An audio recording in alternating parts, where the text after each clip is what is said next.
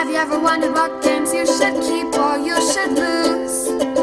Find out here at Purge Review. Thanks for joining me today as we go through Streets of Steel, and I'm going to be looking at my favorite characters and why in the game.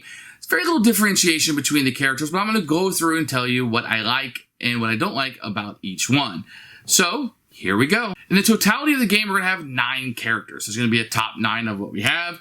Number 9 is going to be Dumb Ape. I really like this character. The idea of this ape, and he's a tank in this game. He's going to soak up damage. He's going to have the most damage at 7, and he doesn't really do any fists. It's all danger dice, which is like, you're going through that big moment, and I like that. He's the Zangief character, if you will. He's the big muscle, and I like it. And I'm surprised I'm putting him last.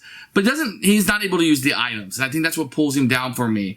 Now, his hit is pretty bad. He can do 1 punch and 2 to each baddie on the street tiles. So he can do a lot of damage and soak up a lot of damage. If you like that kind of character, Dumb Ape is for you. Number 8 is going to be Berserker Joe, and this is kind of like the main character from the game. He's the star, is the Joe character, and you get a Berserker type of him. He does soak up pretty good damage at 5, and he can do the danger dice and the hits, which is pretty nice. Moves kind of slow at 2, but he can attack everybody in his row, so it's going straight out. He can clear a base for everybody going straight through, which is really important because you want to keep moving forward in this game because the last tile is going to come off and off. So it can be really fun to get that. Standard attack, gain 1. Every time he gets hurt, he gains more dice. So that can be very useful for him. Some people are going to really like playing with him. Berserker Joe is just that maniac guy, but he's our main character, and he's a maniac, which is really comical. Number 7 is Average Joe, which is funny because he's the Ryu character of the game. He's the main star. He's the guy. 5 health. He's going to do 2 punch or 2 kick, whichever one you prefer. And then he's going to deal a lot of damage in this. And he's going to make an attack. He can, anybody in his entire street. He's going to be able to do that pretty easily. And that's going to be a really fun character to have. He's kind of the star of the show. He's the main guy, so your mileage may vary with him, but I could see him being picked quite a bit.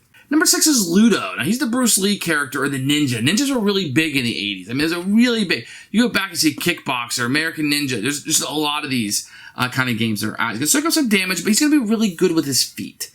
This guy, Ludo, you're going to want to utilize his feet a lot on this. And then he can beat everybody in his column. So up and down, he's going to be able to hit people. So if you're clearing the path for other players, it's going to be really, really important as he goes through. And he can't leave a street tile that has the 1 baddie. So it's going to be really tough for him because he's got to kind of clear everything out before he goes on. So he's going to be constantly kind of held back as he goes. And that's why I held him back just a little bit. Number 5 is Square Peg. This is your nerdy character, right? It could be more comical than that. Not as much health with only 4. There's a little bit of punching and 1 kick, so not very strong. But she can also attack everybody in the street tile for just 1 of the cost, which is really cheap. And then when she draws the item, she gets to draw 2 and pick 1, which is super handy to get the right item that you're going to want.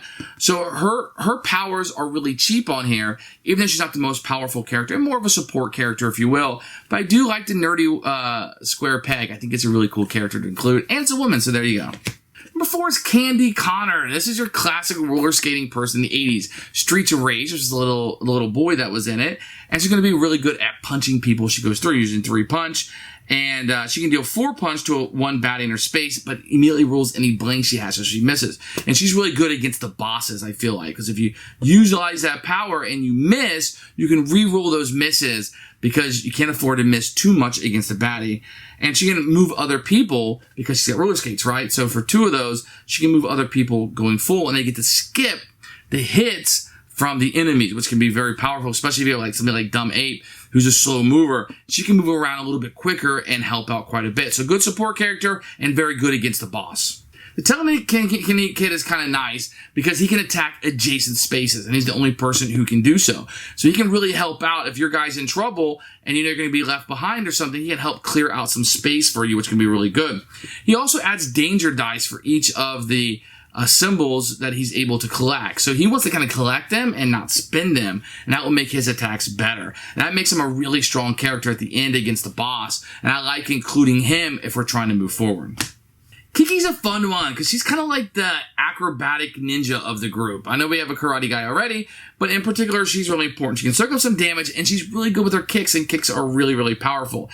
In addition, she can deal damage, a kick to a baddie, and if successful, she gets a free move. So she's constantly moving forward. You don't have to worry about being left behind as much with her, which could be a great thing to have.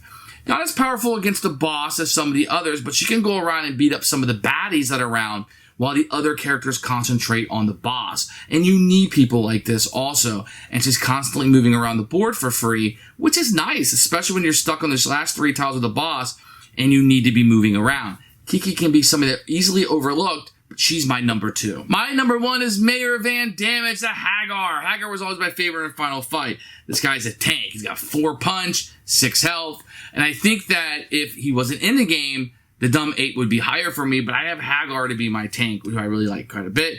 And he can give those wiles to other people. So somebody like Telekinetic Kid, who is able to get more powerful as they have them, teaming him up with Hagar is really cool because Hagar will increase his powers quite a bit and help other people. And then he has his 4, which is really powerful.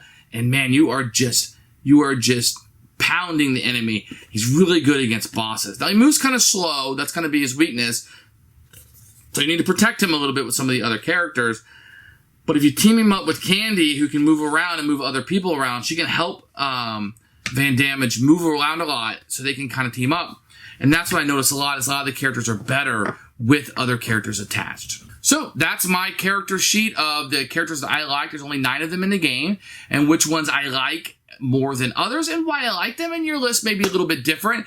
There's not a ton of differentiation between the characters, but what is there can lead to good combinations. I try to point some of those out that I found. Which ones have you found? Leave those in the comments about which combinations you found and have liked and which characters work good together against which boss. And I had a really good time putting this list together. I had a great time with this game. If you like this video, please like and subscribe. It really helps out. Otherwise, check out the other videos. I have some others on Streets of Steel and other Kickstarters and released games that you may enjoy. Thanks for watching and have a great day.